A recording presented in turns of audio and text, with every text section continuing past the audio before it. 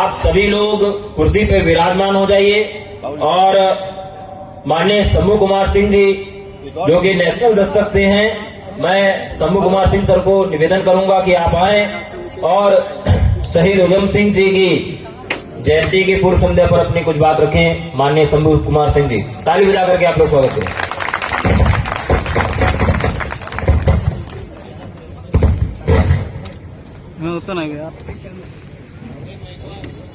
मंच पर बैठे तमाम भंते जी और तमाम जो इस देश बंद कर दो भैया, अगर खराब हो रहा है तो खराब हो रहा है, हो सकता है खराब हो जाए। Hello hello hello hello hello. तो तमाम जो वहां बैठे हुए हैं उन सबको जय भीम नमो बुद्धाय, और जो मंच पर बैठे हुए उन सब लोगों को जय भीम नमो बुद्धाय। मैं कोई जेम्स बॉन्ड नहीं हूं, मेरी अपनी मजबूरी है। जो मजदूर होता है उसको अपने मजदूरी का ध्यान रखना पड़ता है। तो मैं मजदूर हूं, पेशे से पत्रकार हूं, तो मेरे लिए एक एक मिनट का समय, क्योंकि मुझे कोई पैसे पेड़ से पर तो उगते नहीं है, तो मेरा काम रहता है, इसलिए मेरी बातों को अन्यथा न ले कोई आदमी। और दुख होंगे भी तो सच है, क्योंकि मैं आधा घंटा के लिए आया था। मेरे साथ मजबूरी है कि मेरे पास बहुत संसाधन नहीं है, और अगर मैं ऑफिस छोड़ दूंगा तो मुझे हर महीने 20 लोगों की सैलरी देनी होती है, लगभग 6 लाख रुपए। तो इसलिए और मैं ऑफिस न रहूं, काम न करूं तो फिर काम नहीं होगा। जिस वजह से आप लोग मुझे जानता है, मैं पत्रकार हूं, तो पत्रकार ही बने रहना चाहता हूं। यहाँ विशेष उन्होंने मुझे बुलवाया था, मैंने उनको बता भी दिया था कि सर मैं आधा घंटा के लिए आऊंगा, अगर संभव है तो बताइए, नहीं तो माफ कीजिएगा। तो मुझे किसी के बोलने से ऐतराज नहीं है, मैं अपने जो मेरी लिमिट है, जैसे मैं मजदूर हूं और किसी के यहाँ मजदूरी कर रहा हूं, तो मैं ध्यान देता हूं कि भैया उसका काम ईमानदारी से हो। तो मैंने उनको कह रखा था कि मैं आधा घंटा रुकूंगा, उसके बाद मेरे पास वक्त नहीं है। और इसलिए नहीं कि मैं कोई जेम्स बॉन्ड हूं, इसलिए क्योंकि मैं गरीब हूं, लाचार हूं, बेबस हूं, मजदूर हूं। मेरे पास बिल्कुल पूरा दिन नहीं है कि मैं कहीं बैठ के गुजार दूं। आप लोग नौकरी पेशा है, तमाम मैं अपने बारे में सफाई से दे रहा हूं, कुछ लोग नाराज होंगे। मैं एक पत्रकार हूं और 365 दिन और लगभग 15 घंटा मैं ऑफिस में देता हूं, क्योंकि बहुजन समाज के पास कोई टीवी अखबार नहीं है। और उसकी ये वजह है क्योंकि हम लोग संसाधन विहीन लोग हैं, संसाधन है ही नहीं हमारे पास। तो मैं पूरा का पूरा दिन बैठ के गुजार दूंगा, तो जो नेशनल दस्तक चल रहा है उस पर पता चला कल ताला लग गया। तो ये मेरी मजबूरी है और कोई बात नहीं है। और तो मैं मुद्दे पर आऊंगा, जल्दी से खत्म करूंगा, क्योंकि मेरे पास बहुत ज्यादा बोलने के लिए भी नहीं रहता, और मैं रोज आप लोगों से रूबरू होता हूं, आप लोग चैनल देखते ही हैं। सबसे पहले तो शहीद उधम सिंह को लेकर जो ये कार्यक्रम हो रहा है, तो मेरी जो जानकारी है उस हिसाब से सोचिए कि 26 दिसंबर 1899 को उनका जन्म होगा। और शहीद उधम सिंह ने हथियार हाथ में क्यों उठाए? देश गुलाम था, जालियांवाला कांड हुआ था।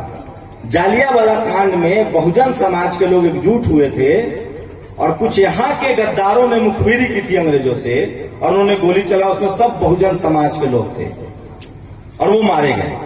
जो बाबा साहब उस समय के हिसाब से जो शूद्र, आज तो सब लोगों को पता है मनुस्मृति दिवस है, मनुस्मृति जलन दिवस। सब महिलाओं को बहुत बहुत मुबारक हो, क्योंकि मनुस्मृति में सबसे ज्यादा महिलाओं के लिए गंदा लिखा गया। उसमें लिखा गया है कि श्लोक है कि, और ये अयोध्या में हूं तो यहां बोलना बहुत जरूरी है, मनुस्मृति में लिखा हुआ है कि पुरुष महिला को बेच सकता है, जब चाहे बेच सकता है। तो उसको बाबा साहब ने जलाया 1927 में, आप सब जानते हैं। शहीद उधम सिंह ने जो उस समय किया उस पर हम सबको गर्व है, फक्र है, लेकिन आज हालात बहुत अलग हैं। आज न हमें बचाने बुद्ध आएंगे, न शहीद उधम सिंह आएंगे, न कबीर आएंगे, और जितने महापुरुष लगे हैं ये तो बिल्कुल दोबारा जन्म तो होता नहीं है, इसमें से कोई नहीं आने वाला है। मतलब साफ है कि आज हम सबको फूले पेरियार अंबेडकर उधम सिंह खुद बनना पड़ेगा।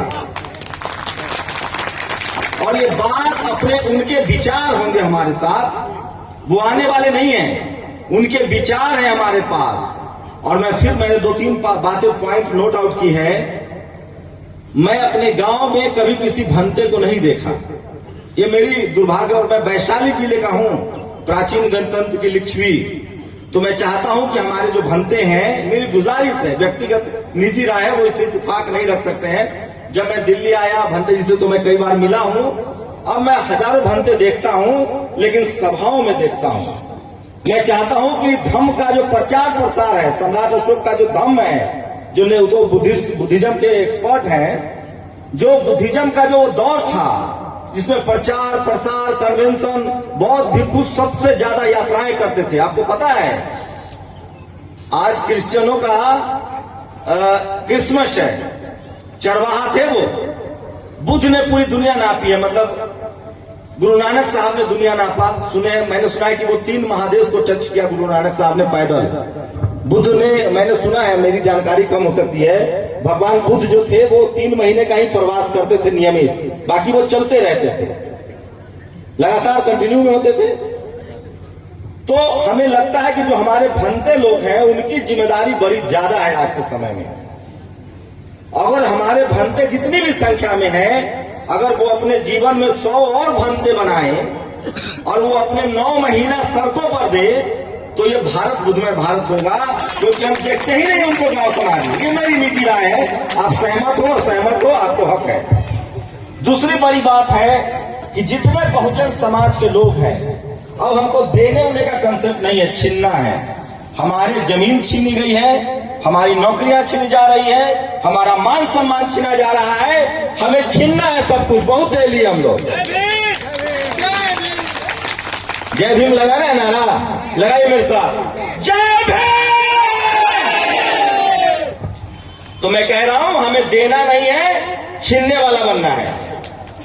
हमारे अधिकार छीने गए हैं और हम लोग वर्चस्ववाद की लड़ाई नहीं लड़ रहे हैं, हम लोग समानता की, इक्वालिटी की लड़ाई लड़ रहे हैं।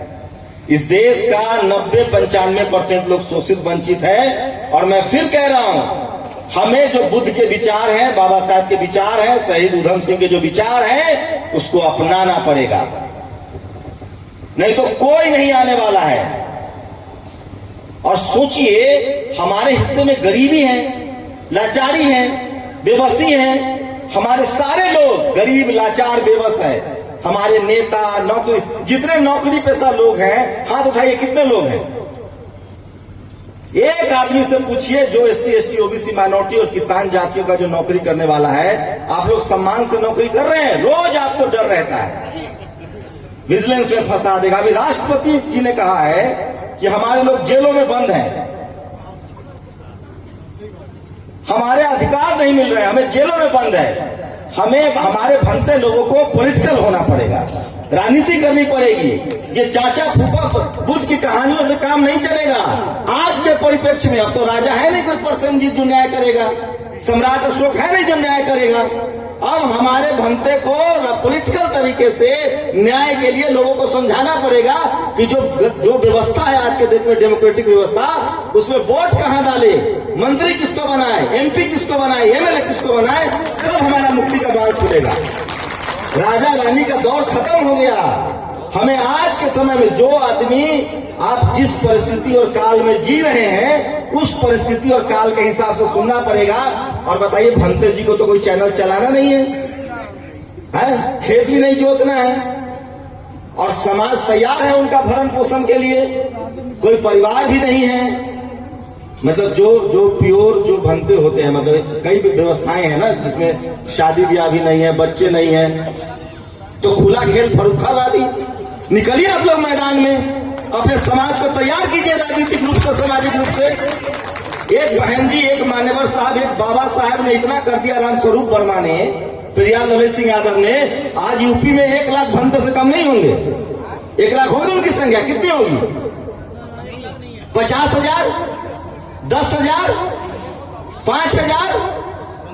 अरे एक शंभू कुमार सिंह जब नेशनल दस्तक पर बोल के और पूरे देश को, पूरी दुनिया को बता रहा है, तो 5,000 भंते अगर अपने अपने बुद्ध विहारों से निकले तो ये लड़ाई मजबूत होगी और समाज उनका सम्मान करने के लिए सड़कों पर आएगा।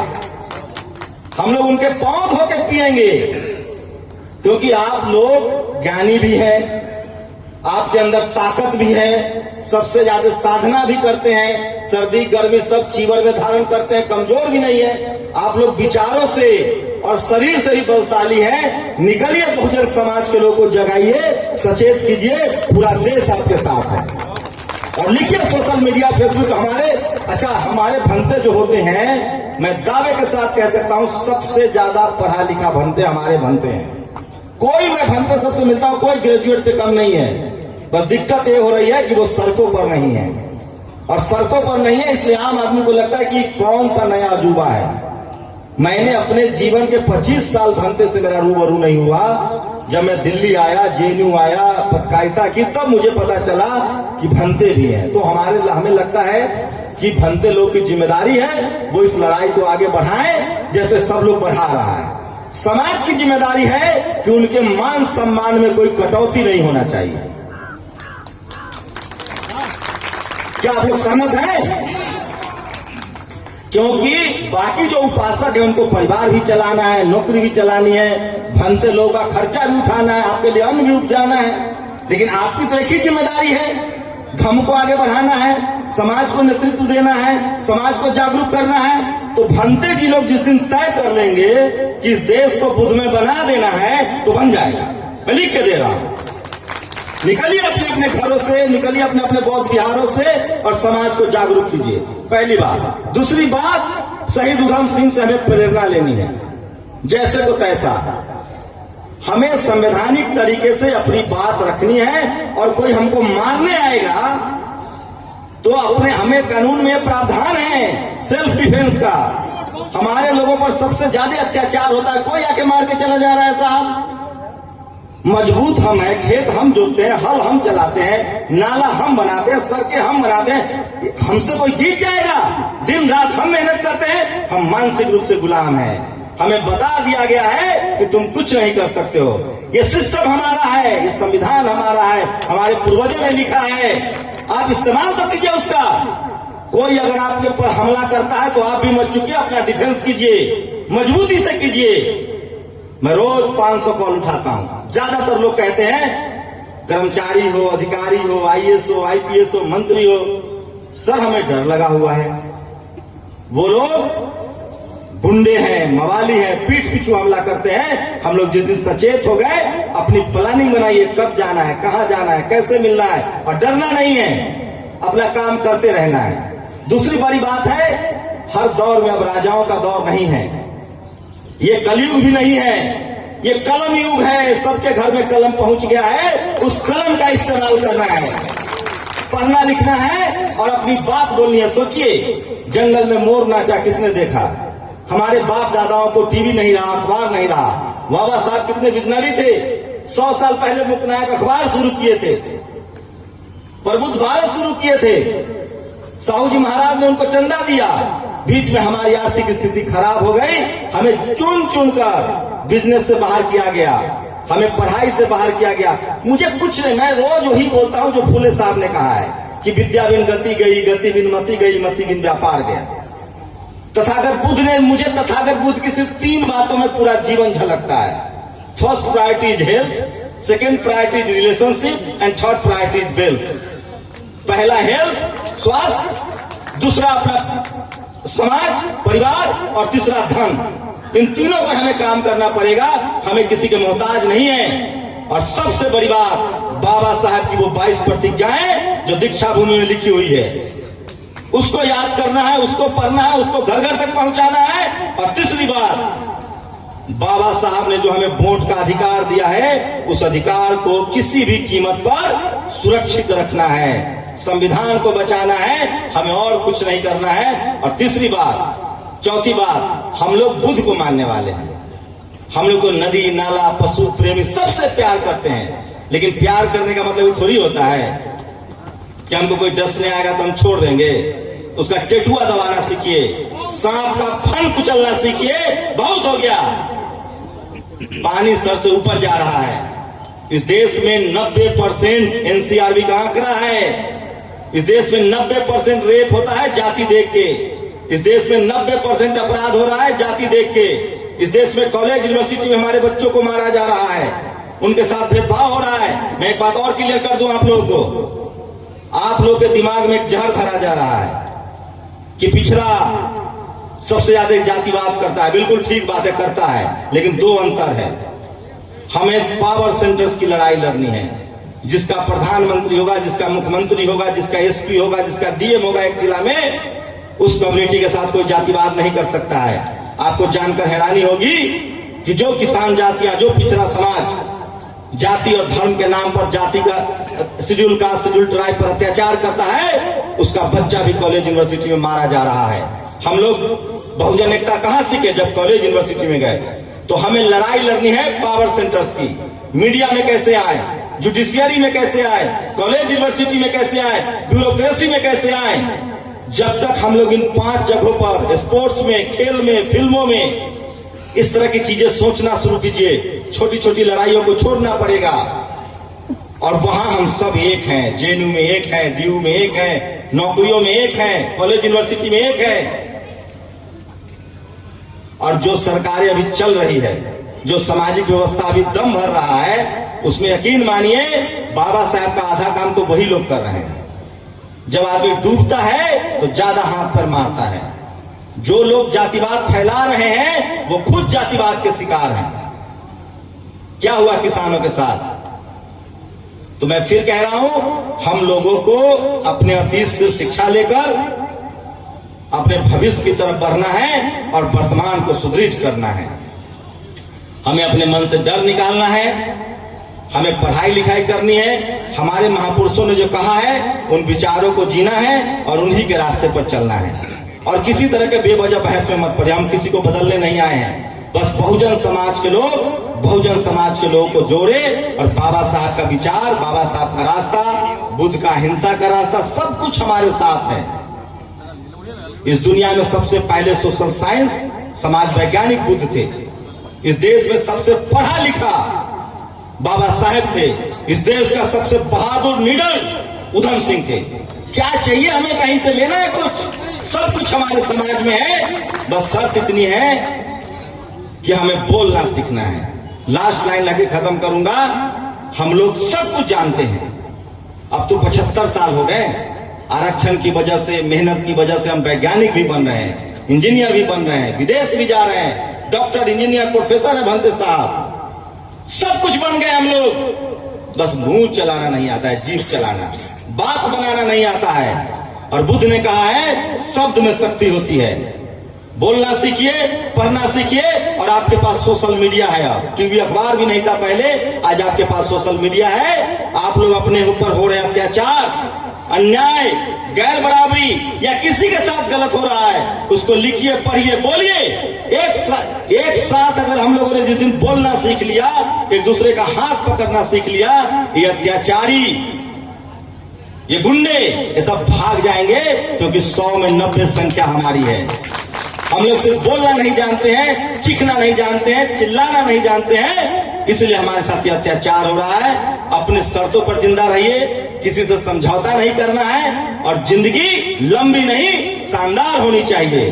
और हमारे महापुरुषों का जो विचारधारा है उसमें बराबरी है, उसमें न्याय है, उसमें महिलाओं का हक है। और आज इस देश के तमाम महिलाओं को मैं मनुस्मृति जलन दिवस की बधाई देना चाहता हूं। क्योंकि इस देश की किसी भी समाज की महिला हो, आप बताइए, उसमें लिखा हुआ है कि आप महिला को बेच सकते हैं। इस देश के 50% जो आधी आबादी है महिलाओं का, उसको बाबा साहेब का शुक्रगुजार होना चाहिए कि अगर बाबा साहेब नहीं होते और ऐसा संविधान नहीं होता तो आज वो कलेक्टर, इंजीनियर, राष्ट्रपति नहीं बन रही होती। इसलिए शुक्रिया बाबा साहब। और बाबा साहब ने जिनके विचारों को अपनाया, चाहे वो फूले हो, कबीर हो, चाहे वो बुद्ध हो, तो हमारे पास पूरी विरासत है। हम लोग अच्छे इंसान हैं। लेकिन अब समय आ गया है कि हम लोग अपने हक अधिकार के लिए सचेत रहें, सजग रहें और तैयार रहें। और जो हमारा जो व्यवस्था है, संवैधानिक व्यवस्था है, उसके लिए हम लोग सजग रहें, तत्पर रहें, उसको बचाएं। और उसको बचाने का एक ही तरीका है कि हम लोग को कोई तलवार नहीं उठाना है, कोई लड़ाई नहीं करनी है। बस कलम की लड़ाई लड़नी है, लिखना है, पढ़ना है, बोलना है, हमारा सारा अधिकार सुरक्षित रहेगा, क्योंकि बाबा साहब ने हमको लिख पढ़ बोल के सारा अधिकार दिया है। सब लोगों को जय भीम, नमो बुद्धाय।